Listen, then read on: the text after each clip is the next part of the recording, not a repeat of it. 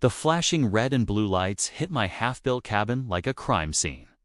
3 squad cars pulled up, sirens blaring through what had been a quiet morning. I set down my hammer, heart pounding in disbelief, as officers stepped out, hands resting on their holsters. Behind them, strutting like she'd just busted a cartel, was none other than Linda Vance, president of the Oak Ridge Pines. HOA! That's him, she screeched, jabbing a manicured finger toward me. That's the squatter who's illegally building on protected HOA land. The lead officer, tall with silver at his temples, approached. Carefully, sir, he said, voice steady but cautious. I'll need to see some ID and any permits you've got for this construction. I slowly reached into my back pocket, pulling out my wallet and a folder I'd started carrying everywhere because of Linda. Officer Mitchell, I said, glancing at his name tag. I think there's been a misunderstanding. This is my property.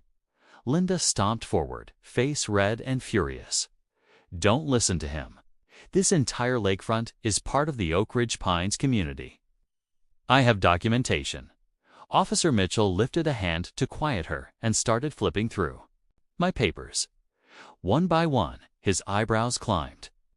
Deed, property survey, water rights, dated all the way back to 1922. His expression shifted from suspicion to mild amusement. Ma'am, he said finally, turning to Linda with a tone that made her flinch. According to these records, this gentleman owns not just this parcel, but the entire riverfront from mile marker 7 to mile marker 12. That includes every bit of water access. Her jaw dropped. But this circus hadn't started today. It began 3 months ago, the day I broke ground on the land my grandfather left me. 20 acres of untouched lakefront, paradise he'd bought back in the 1950s. My property bordered Oak Ridge Pines, a gated neighborhood that had popped up in the 1990s. But it was never, and I mean never, part of their HOA. I'd spent years dreaming about this place.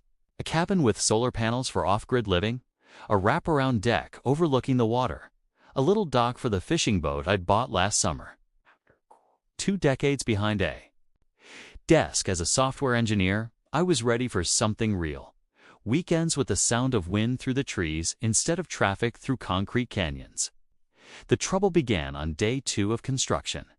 I was marking out the foundation when a golf cart came barreling down the dirt path, kicking up a storm of dust. Linda Vance emerged like she were invading Normandy. "Excuse me?" she barked, arms crossed, like a prison warden. "What exactly do you think you're doing?" I straightened up, wiped the sweat off my forehead, and said evenly, "Building a cabin. Can I help you?" "This is HOA property," she snapped. "You can't just start construction without board approval." "This isn't HOA property," I replied, already feeling my patience fray. "This land belongs to me." She actually laughed, a sharp, mocking sound that echoed off the trees. "All lakefront access in this area is under Oak Ridge Pines jurisdiction. I don't know what scam you're trying to run, but I'm shutting this down right now." That was the start of what turned into a 3-month campaign of harassment. Every morning, I'd show up to find new notices taped to my equipment. Cease unauthorized construction. Half of them printed from Word templates that weren't even official. I'd toss them straight into the burn pile. Then came the trespassing. My trail cameras caught her sneaking onto my property at all hours, snapping photos, taking measurements, pretending she was some kind of private investigator from a bad reality show. One morning, I caught her inside the foundation. I just poured clipboard in hand. "Linda," I called, startling her so badly she almost dropped her pen. "You're trespassing again." She spun around, holding her clipboard like a shield. "I'm documenting HOA violations. The noise from your construction is disturbing our residents' peace and tranquility. The nearest house is half a mile away," I said, trying not to laugh. "And it's 10 in the morning on a Tuesday." Her lips tightened. "We'll see what our lawyers have to say about that." The lawyers never showed up, but her antics escalated. She started bringing back up other board members who'd stand at what they thought was the property line, taking photos and muttering like a pack of gossiping raccoons. One day, she brought a man she introduced as the HOA's environmental compliance officer, which I'm pretty sure was just her nephew wearing a polo shirt. And an attitude. The breaking point came when I arrived one morning and saw new signs. Hammered into the ground, private property, Oak Ridge Pines, HOA. She'd actually claimed my land as theirs. That's when I decided to keep my documents on me at all times. So when she showed up again that afternoon, I was ready. Those signs need to come down, I told her firmly. Make me, she shot back with a smirk. I've called the real authorities this time, and that's how I ended up surrounded by flashing lights. Accused of squatting on my own land.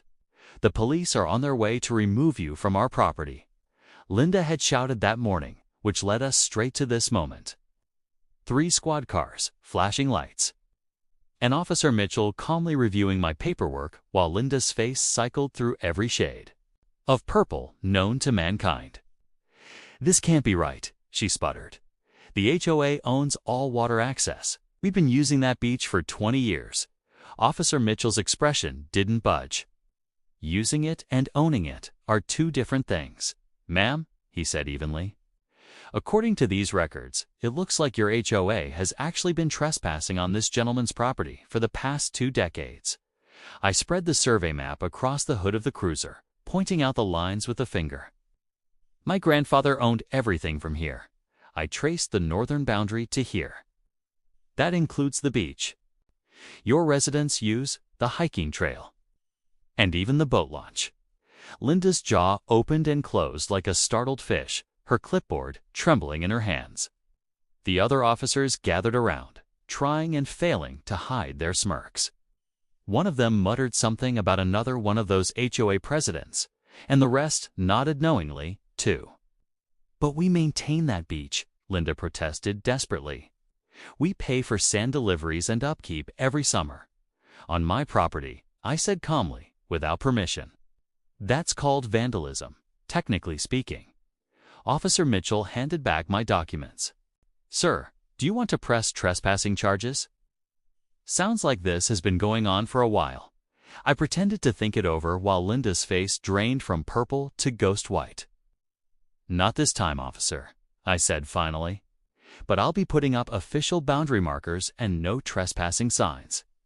Anyone crossing them after today will be prosecuted. You can't do this, Linda shrieked. The whole community uses that beach. Our property values depend on lake access, I shrugged. Should have thought of that before you tried to steal my land. The officers gave her a stern warning about filing false police reports before driving off. Linda just stood there, clutching her clipboard, watching her little empire crumble like stale coffee cake. By that evening, word spread through Oak Ridge Pines faster than wildfire in August. My phone wouldn't stop ringing. Board members, neighbors, residents. Everyone wanted to talk about the lake access situation. The story got wilder with every retelling. By the time it reached the far end of the subdivision, people were saying I owned half the county and was planning to build a casino. The next morning, 15 people were waiting at my construction site. Thankfully, not with pitchforks, but with nervous smiles and anxious energy. A man in khakis and a tucked-in golf shirt stepped forward, hand extended. Mr. Gallagher, he said politely, I'm Robert Sterling, Vice President of the HOA Board. We'd like to discuss the lake access issue. Nothing to discuss, I replied, not even pausing from my work. It's my land, has been since 1952. Robert nodded, then shot a glare over his shoulder at Linda, who stood in the back looking like she'd swallowed a lemon whole. We understand that now, he said carefully. We're hoping to come to some kind of arrangement. The community has been using that beach for decades, and I've been paying taxes on it for decades, I countered. Funny how no one mentioned that when they were dumping sand on my beach.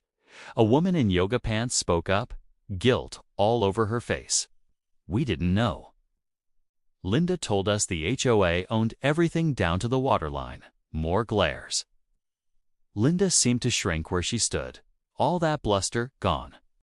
Robert cleared his throat. We'll be holding an emergency board meeting tonight. The residents deserve to know exactly what property we actually control. Linda, I think you should prepare a full report explaining how this misunderstanding occurred. That meeting, from what I later heard, was pure chaos.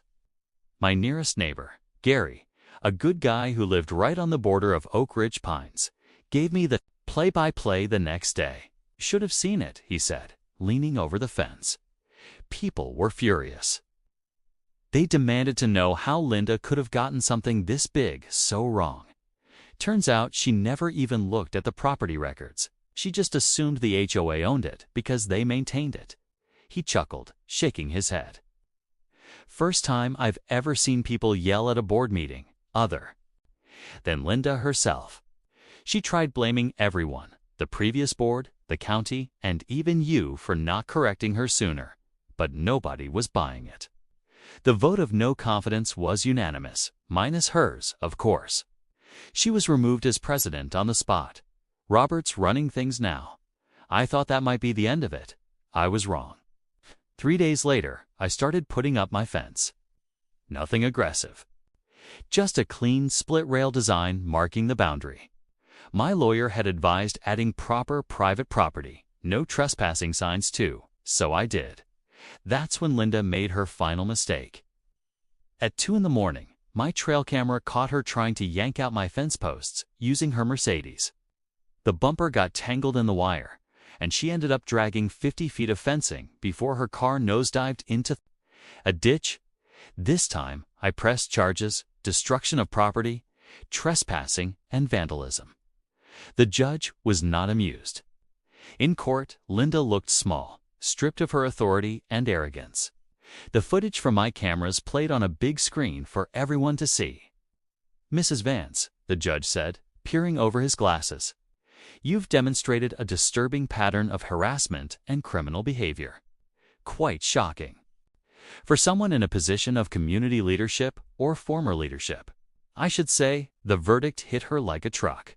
$12,000 in fines, plus restitution for the damage to my fence, 200 hours of community service, and a restraining order keeping her 500 feet away from my property.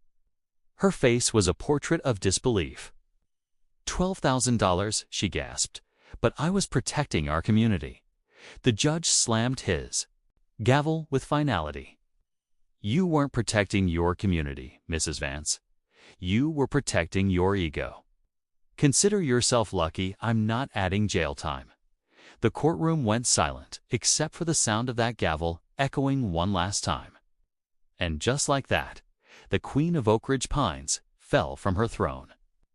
All because she couldn't stand the idea that someone else owned the view she thought was hers. If you have ever dealt with an HOA or someone who abused their power, share that in the comments below. And if you enjoyed this story, make sure to hit that like button and subscribe to HOA Conflicts for more.